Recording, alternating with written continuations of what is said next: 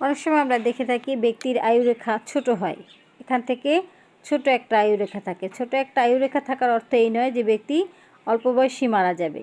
এটার অর্থ হচ্ছে ব্যক্তির কনফিডেন্স কম থাকে এবং ব্যক্তি বেশিরভাগ সময় অসুস্থতা নিয়েই দিন কাটায়। এইসব ব্যক্তির প্রতিকার হচ্ছে এদের আসলে কোনো না কোনো শারীরিক ব্যায়ামের সাথে জড়িত থাকা উচিত এবং পুষ্টি সমৃদ্ধ খাবারের দিকে নজর দেওয়া উচিত, তাহলে সে দীর্ঘদিন ভালো থাকতে পারে।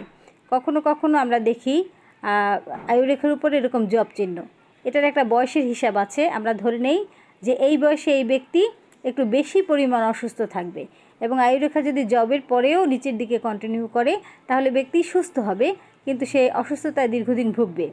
আর আয়ুরেখা থেকে যদি কোনো নিম্নগামী রেখা থাকে, এভাবে নিচের দিকে কোনো রেখা থাকে, এই বয়স হিসাব করে আমরা বলতে পারি যে এই সব বয়সে ব্যক্তির স্বজন বা আপনজনের বিয়োগের সম্ভাবনা আছে। ধন্যবাদ সকলকে।